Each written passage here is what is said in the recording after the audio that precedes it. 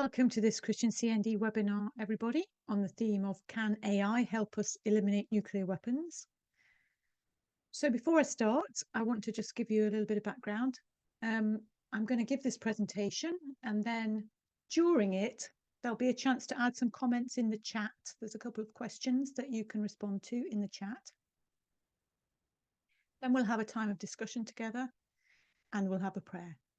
And I'll also talk through some of the things coming up with Christian CND that you can be involved in the next couple of weeks and months. Now, this is how I approach this question. I'm hearing, as we all are, that AI is going to change our lives and that it's going to make a massive difference to the way we live. So I thought, let's try and use AI for something good. Let's see if this amazing processing power we hear about can help us eliminate nuclear weapons from the world. So I asked ChatGPT a series of questions to see about this amazing processing power and see if it can focus our efforts to abolish nuclear weapons. If you've used AI, you'll know that it gives quite detailed responses, lots of bullet points and paragraphs of information and further questions. And I'm not going to share all of that this evening on the slides. It would be too much information. But I've prepared a PDF with the full responses from the questions I've asked ChatGPT, and we'll forward that to everybody after the webinar this evening. And if you're watching this on YouTube, contact us at the Christian CND office and we'll be able to send you that PDF then too. And just in case you're concerned about carbon footprint, as I am, we hear that the AI processing servers, I'm not sure of the words, but that a huge amount of energy is used when we use AI, and that a huge amount of additional carbon is being pushed into the atmosphere. So I'm concerned about keeping my carbon footprint as small as I can. And what I've done for the purposes of this webinar, when I asked AI these questions, which was a few weeks ago now, I learned a lot from that, and I could have gone back and asked slightly tweaked questions and got slightly updated answers.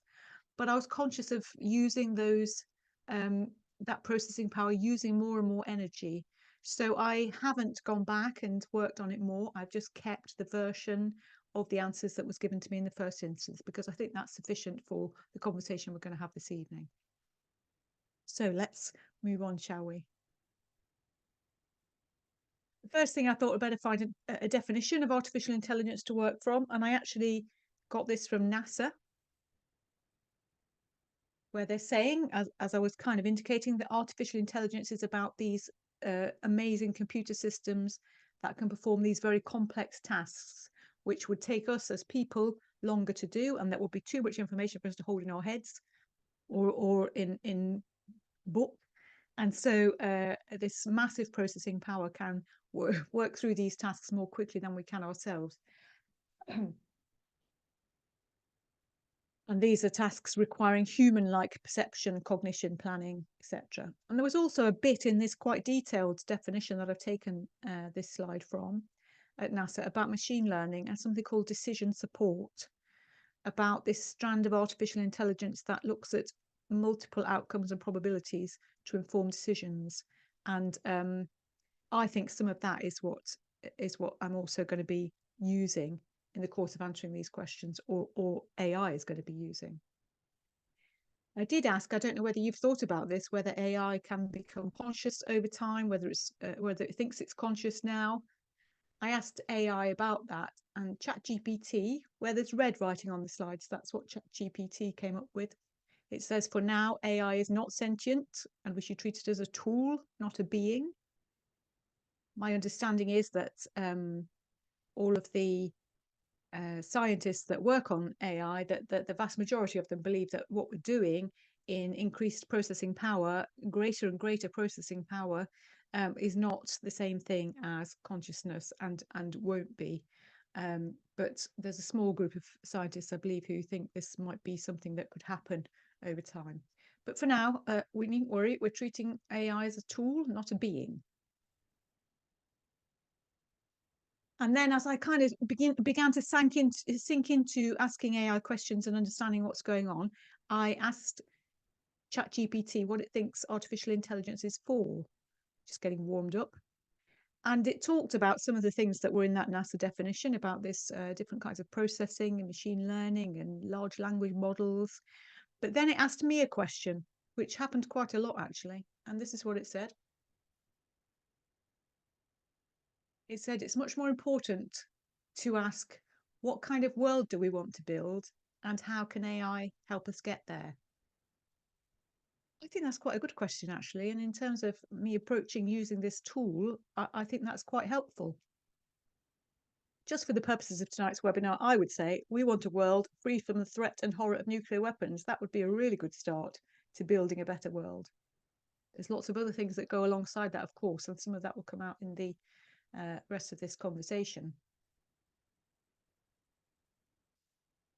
We also hear that AI makes mistakes and that it does this thing called hallucination, where it fills in gaps in its own knowledge and presents them to you as facts. So interestingly, I found that ChatGPT did make a mistake quite early on in my questioning. I was just thinking about the scene that we're working in here in Britain. And my understanding is that when asked, the majority of the British public would say that they're against nuclear weapons. I think I've seen that research, those survey results a number of times. So I just thought, you know, where is it that I've seen that? Let me just ask ChatGPT to find that for me. So I said, are British people against nuclear weapons? But ChatGPT came back and you'll see on the PDF there was a kind of long discussion and it talked about there being a variety of opinions. However, it concluded British society in general sees nuclear weapons as a necessary evil. It did not believe that British people were against nuclear weapons. So I was surprised by that because I thought certainly CND have reported survey results demonstrating that those of us who are against nuclear weapons are in the majority in Britain. So I went back and asked AI, what does CND find the British public say about nuclear weapons? ChatGPT noticed that it had made a mistake then, and it said apologies for any confusion in its earlier responses, and it went on to quote the CND survey results, which do indeed show that British people are a majority of British people are against nuclear weapons. So I'm glad we got that cleared up. And then I was thinking, the thing is, nuclear disarmament, although the majority of the British public are against nuclear weapons when asked, nuclear disarmament, action for nuclear disarmament is somehow not mainstream. So to try and unpick that a little bit, I asked ChatGPT, why are people less worried about nuclear war than they were in the 1980s? And it came up with some answers, and some of these you might think of yourself, that the Cold War has ended. There are fewer of those public nuclear drills. ChatGPT mentioned that there are different global threats now drawing our attention: climate change, pandemics, terrorism, and that there has been some arms reduction, possibly in the past. Now we're seeing a sort of increase now, aren't we? But there has been arms reduction in the past, and there have been treaties around nuclear weapons that weren't there in the beginning, I guess. Okay, so I said, well, you know, I can see that, but is the risk of nuclear war less than it was in the 1980s? Are we right to be less worried, those of us who are less worried? Is the risk of nuclear war less than it was in the 1980s? ChatGPT here, again, quite a lot of detail that you'll see in the PDF, but it concluded that the risk of nuclear war is different, but not necessarily lower. In fact,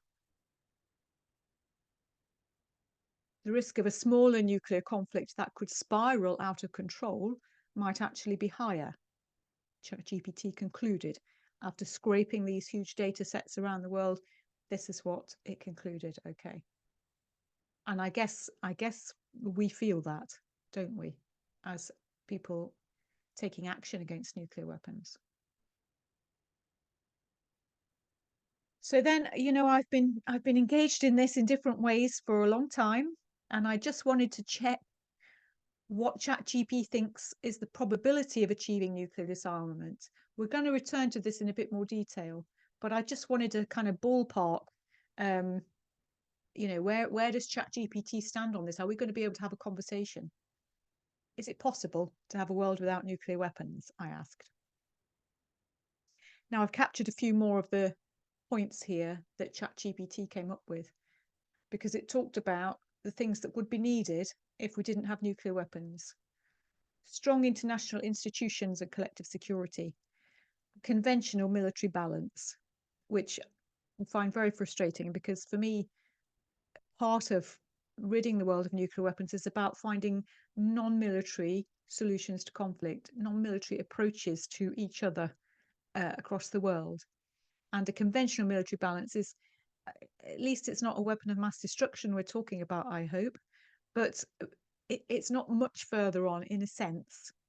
And I think many of us would feel that peace is part of what we're aiming for, a kind of a world in which, as I say, we don't immediately reach for weapons when we need to have a conversation with others. It talked about economic interdependence as a deterrent instead. Diplomatic and political agreements, yep. Technological and cyber deterrence, because of course we're now aware of threats from these other areas. And at the bottom of the list, moral and cultural shifts. And that's kind of where I was going with the conventional military balance idea. I think those moral and cultural shifts are really important. And I think for me, I'd rather that bullet point have been at the top, because I think that's probably a key part of us achieving complete nuclear disarmament. AI does think, ChatGPT reported that having a world without nuclear weapons might increase the risk of major conventional wars. So it said whether this would lead to a more peaceful world or just different kinds of conflicts depends on how nations adapt. And I'd agree. And I think that's why moral and cultural shifts in the direction of non-violence would be really important. So now I started to get into it with AI. What would it take to achieve a world without nuclear weapons? I asked. And it gave some standard responses, the kind of things in the previous slide about global agreement and trust, strong verification systems. And it asked me this question. It was just sorting out what I really wanted to know. Would I support gradual nuclear disarmament, step by step, or do I think the world should push for an immediate global ban? So I came back there, you'll see on the PDF, and I said, well, there is a UN treaty for the prohibition of nuclear weapons, TPNW, which is all about a global ban. I don't think ChatGPT had found the TPNW until I mentioned it, because then it talked about the TPNW. It came back with a bit more information, and it had kind of built into its discussion information about the TPNW. And it was saying if that's fully implemented, global security would rely on diplomacy, yep, economic ties, back to the old conventional military balance rather than nuclear deterrence. And while some fear this could lead to more conventional wars, others believe it would create a more stable, humane world without the constant threat of annihilation. And I just want to draw your attention to that last bit there, that last line. I think I was very conscious this is a machine writing without the constant threat of annihilation, as if those words were of equal emotional impact as the rest of that paragraph. But for me, I think for many of us, that constant threat of annihilation weighs heavily on us and is part of what is driving us to make a better world, a world in which there are not nuclear weapons. And I think that emotional motivation might be lost on a superior processing computer. Now, getting more deeply into my question again, I wanted to know what action Christian anti-nuclear campaigners should take to have the most impact in Britain. Now, I did ask first about anti-nuclear campaigners who are not Christian, just in general. And you'll see on the PDF again, those responses in detail, but it was things to do with building mass support, putting pressure on politicians, leveraging the TPNW, exposing the economic costs of nuclear weapons, civil resistance, direct action, winnable steps. And all of that sounded like, to me, exactly the activities that CND undertakes. And so I slightly felt when I was reading that It was good stuff, but I slightly felt that it seemed as though ChatGPT was just feeding back to me what's what it found in the data was already happening, rather than analysing, looking for something that we hadn't already thought of that might have more impact in Britain. I'll come back to that point, I think. But just about the Christian anti-nuclear weapons campaigners then, I've collected what ChatGPT said about that. So for us at Christian CND, it suggested we should root the campaign in Christian theology and ethics, engage church leadership and denominations. We should equip congregations with practical resources. We should train and mobilize church-based advocates. We should create public witness opportunities, use church media and institutions, build interfaith and ecumenical coalitions. Now, again, I think those are things that we try and do at Christian CND. I can see strands of our work that meet all of those bullet points. So that's good. But again, I felt like, did ChatGPT just go through the data sets it has access to, everything that's online, and find what Christian CND is doing and represent it to me, where I'd hoped it would do some more in-depth analysis? And maybe I haven't asked the right question there. I'm not any kind of expert on AI. I'm just trying to find my way through it myself. And ChatGPT here kind of summarized those points. See what you think. It said the goal for Christian anti-nuclear weapons campaigners here at Christian CND, the goal is to reframe nuclear disarmament as a deeply Christian concern, not a fringe political cause. I liked that summary, actually. I thought that was really helpful. And by combining theological clarity, institutional engagement, public witness, and grassroots mobilization, campaigners can embed peace and opposition to nuclear weapons into the heart of British Christian identity. Amen. I think those are really good words too. And in this case, I like the last sentence there, in the last line there, into the heart of British Christian identity. I think that would be a wonderful thing for us to achieve. Now, if we look back at those bullet points, I went on to ask ChatGPT about which action here at Christian CND. I'm conscious that there's not many of us, and I was thinking of those things. Which one, according to ChatGPT's amazing processing power, which one should we do above all else to have the most impact? What is the one that we should really focus on to have the most impact? And I'd like to just give you a moment to put in the chat what you think you might choose as the one that's going to have the absolute most impact from that list.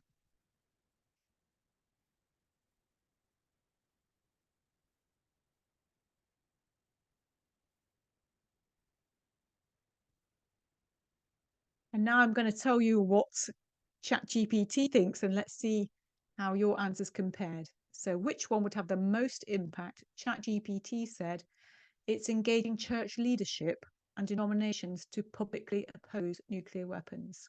That's the one that would have the most impact of all of them. And it gave some reasoning behind that, which you'll see on the PDF. Things like institutional legitimacy, mass influence, moral authority, media amplification. And interestingly, it gave the Church of Scotland a big up for the Church of Scotland. ChatGPT gave the Church of Scotland a special mention here for their 2017 official support for the TPNW. Gave that as an example of how a really big impact could be made by focusing on church leadership and the whole denomination. Now, I returned to the question of how likely is it that we'll see an end to nuclear weapons in my lifetime. I thought, let's have a look at my lifetime. I'm really conscious as we approach the 80th anniversary of the bombing of Hiroshima and Nagasaki. I think about some of those Hibakusha. I heard Setsuko Thurlow speaking some years ago. She was a child in Hiroshima at the time of the bombing, and she's now in her 90s, still campaigning for an end to nuclear weapons. And I see her in her 90s, and I honestly, I feel it's unlikely she's going to see it in her lifetime. And I wonder how likely is it that we'll see an end to nuclear weapons in my lifetime. But I asked ChatGPT, let's try and cheer ourselves up. What do we think? And ChatGPT gave an answer, the probability of total nuclear abolition by 2050. It gave a percentage, a number as a percentage.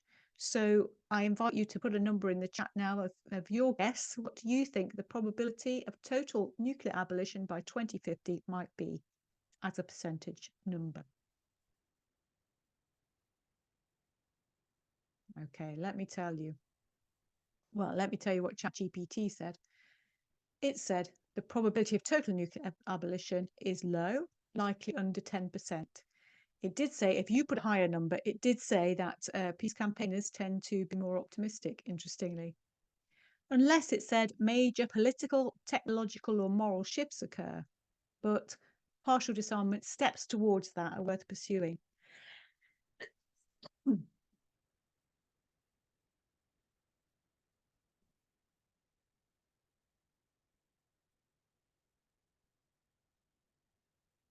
Now, so that can seem a bit depressing, can't it? So then I went on to ask, what do anti-nuclear campaigners say gives them hope when the probability of success is small?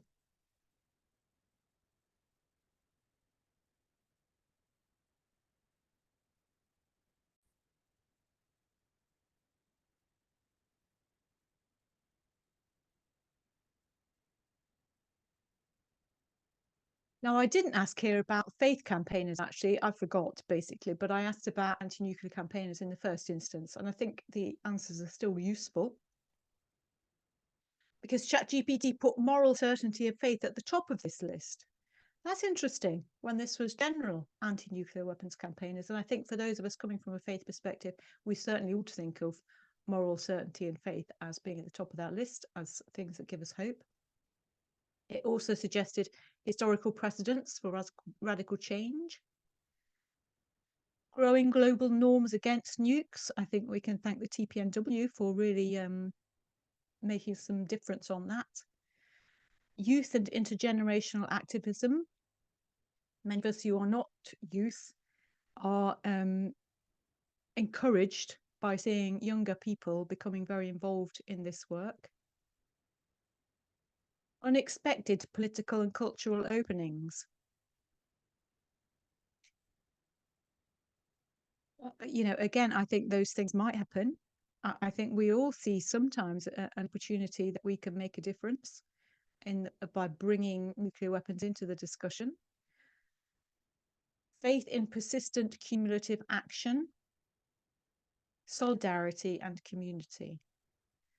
So those are the things ChatGPT says that anti-nuclear weapons campaigners say gives them hope when the probability of success is small.